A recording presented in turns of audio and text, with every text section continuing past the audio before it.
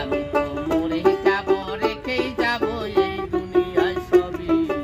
আসছে নিকেও সঙ্গের সাথে, সঙ্গে নিকেও যাবি। আমি মরে যাব, ও আমি মরে যাব।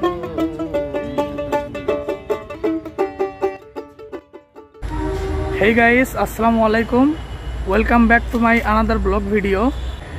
আজকে ঢাকার দ্বিতীয় পর্বে আপনাদের সবাইকে স্বাগতম। আজকে আমি বর্তমানে আছি রমনা পার্কে।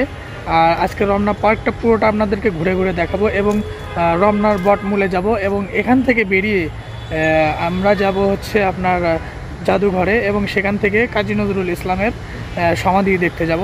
সম্পূর্ণ ভিডিও জুড়ে সাথে থাকুন, আজকের ভিডিওটা অনেক মজাদার হতে চলেছে। রমনা পার্কের প্রবেশমুখেই রয়েছে লোকেশন বোর্ড। এটাতে আছে আপনি কোন দিকে গেলে কি কি দেখতে পারবেন।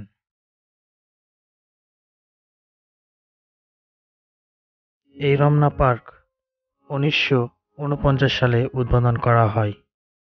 এই রমনা পার্কে ঢাকার ফুসফুস হিসেবেও বেশ পরিচিত।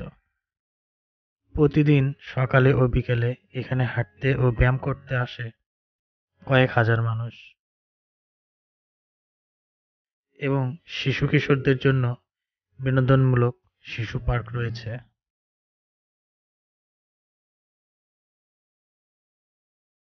এখন আমি বর্তমানে আছি রমনার বটমূলে। আসলে এটার পাশ দিয়ে আমি অনেকবার হেঁটেছি, কিন্তু বুঝতে পারিনি আসলে এটা সেই রমনার বটমূল। লোকজনের কাছ থেকে শুনে আমি বুঝতে পারলাম যে এটা আসলে রমনার বটমূল। রমনার বটমূলে কথা হবে প্রাণ খুলে জানিয়ে দিল। পয়লা বৈশাখের সময় এটাকে অনেক সাজসজ্জিত করা হয়, সেই কারণে দেখতে অনেক সুন্দর লাগে। এসো হে বৈশাখ এসো এসো। এই রমনার বটমূলে প্রতি বছর বৈশাখে সাংস্কৃতিক অনুষ্ঠান করা হয়। ছায়ানট কর্তৃক এই অনুষ্ঠান আয়োজন করা হয়ে থাকে।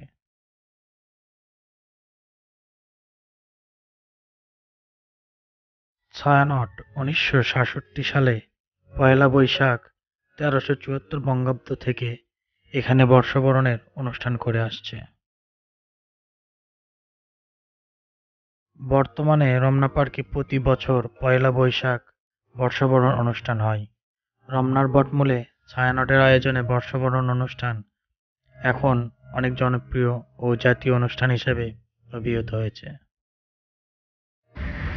তো অনেক দিনের ইচ্ছা ছিল যে বৈশাখের সময় আসব, তো বৈশাখ তো এখন নয়, তো তারপর ঢাকায় যখন আসছি তো এটা ঘুরে যাই।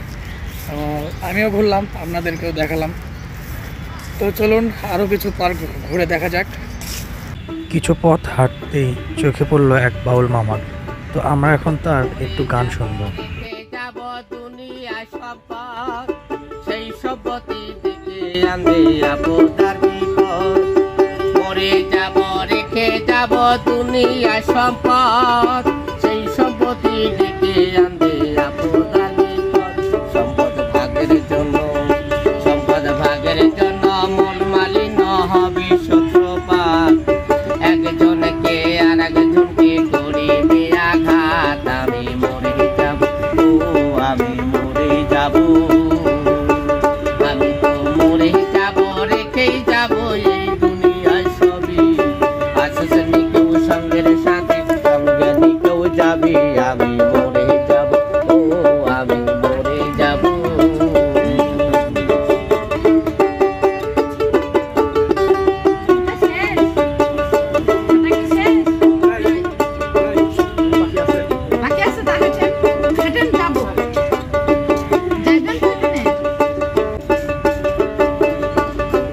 মরে যাব, রেখে যাব দুনিয়ায় সম্পদ, সেই সম্পত্তি দিকে আনবে আপদার বিপদ।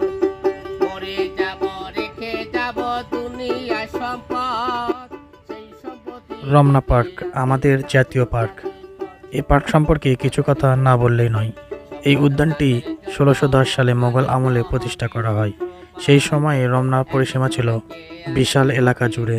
মুঘলরাই এর নামকরণ করে। পরবর্তীতে 1825 সালে ব্রিটিশ কালেক্টর ডাইভসের সময় এর একটি অংশ ঘেরাও করে ঘোড়া দৌড় বা রেস কোর্সের ব্যবস্থা করা হয়েছিল, আর অন্যটির নাম দেওয়া হয়েছিল রমনা গ্রিন। তারপর থেকেই এর নামকরণ করা হয় রমনা পার্ক।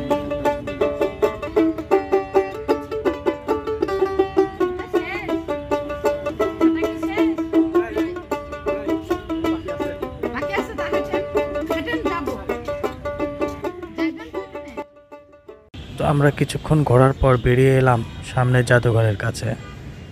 তো জাদুঘরে এসে আমাদের মনটা অনেক খারাপ হয়ে গেল। সরকারি ছুটি চলছে, তাই আমরা জাদুঘরে ঢুকতে পারলাম না। এখন আমরা অন্য কোথাও যাব। আমি এখন দাঁড়িয়ে আছি আমাদের জাতীয় কবি কাজী নজরুল ইসলামের সমাধির পাশে, আপনাদেরকে দেখাচ্ছি। এখানে কাজী নজরুল ইসলাম সহ অনেক বুদ্ধিজীবী ও জয়নুল আবেদিন শিল্পাচার্য সমাধি এখানে আছে।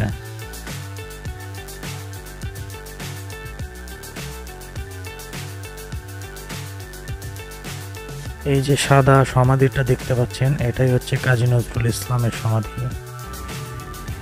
তো যারা আপনারা রমনা পার্ক বা জাদুঘরে আসতে চান, তারা অবশ্যই ঢাকা মহাখালী থেকে শাহবাগে আসবেন 20 টাকা ভাড়া যোগে।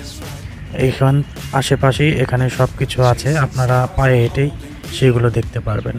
তো আজকের ভিডিও এই পর্যন্তই। আসছি 3য় পর্ব নিয়ে, সে পর্যন্ত সাবস্ক্রাইব করে আমাদের সঙ্গে থাকবেন। ধন্যবাদ সবাইকে ভিডিওটি দেখার জন্য। আসসালামু আলাইকুম।